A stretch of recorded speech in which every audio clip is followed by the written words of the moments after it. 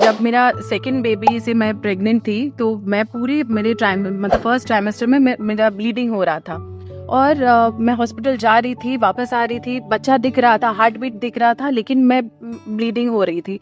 मुझे जब कहाँ साइंस पहले 3 महीने में ये जो ब्लीडिंग वाला इश्यू अभी आपने सुना है, इसमें ब्लीडिंग होने के 2 मेन कारण होते हैं।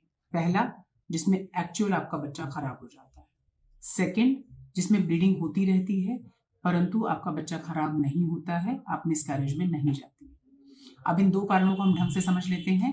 पहला, जिसमें कि आपका बच्चा एक्चुअल खराब हो जाता है, बच्चा लग जाता है परंतु वो एम्ब्रियो फॉर्मेशन सही नहीं होती है जेनेटिकली, तो वो आगे ग्रो नहीं करता है।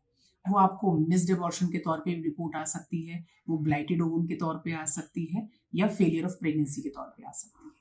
सेकंड, आपको एक्टोपिक प्रेगनेंसी लग गई हो, यानी कि प्रेगनेंसी एक्चुअल लगी है लेकिन वो यूट्रस में नहीं लगी है, वो ट्यूब में फंसी हुई है, तो आपको स्पॉटिंग ब्लीडिंग चलती रहती है और आप कंफ्यूज रहते हो कि ये बच्चा मुझे सही भी चल रहा है कि नहीं चल रहा है। दोनों सूरतों के अंदर आपको अल्ट्रासाउंड मस्ट है और डॉक्टर के पास जाना बहुत जरूरी है। अब सेकंड, जिसमें कि आपका बच्चा सही है और ब्लीडिंग होती रहती है, उसके 5 मेन कारण समझ लीजिए। फर्स्ट ऑफ ऑल, कोई इन्फेक्शन कैरी कर रही हैं आप, बच्चा बढ़ रहा है लेकिन स्पॉटिंग हो रही है इन्फेक्शन के कारण।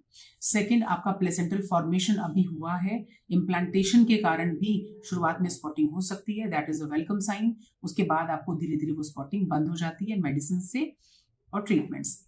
तीसरा, आपको प्रोजेस्टेरोन हार्मोन की बहुत ज्यादा कमी है, जिसके कारण बच्चा रुकना चाह रहा है बच्चेदानी के अंदर, लेकिन प्रोजेस्टेरोन की कमी के कारण, जो कि सपोर्टिव हार्मोन है आपकी प्रेगनेंसी की ग्रोथ के लिए, पूरा ना होने के कारण वो बाहर निकलने की कोशिश में है।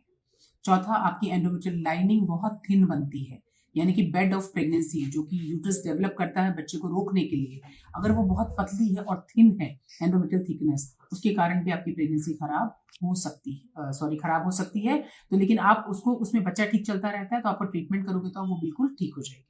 तो आई होप आप कुछ कुछ छोटी छोटी चीजें समझ गए हैं कि ब्लीडिंग होने का मतलब प्रेगनेंसी खराब होना ही नहीं होता है। उसको इवेल्युएट कराइए, घर पे मत बैठिए।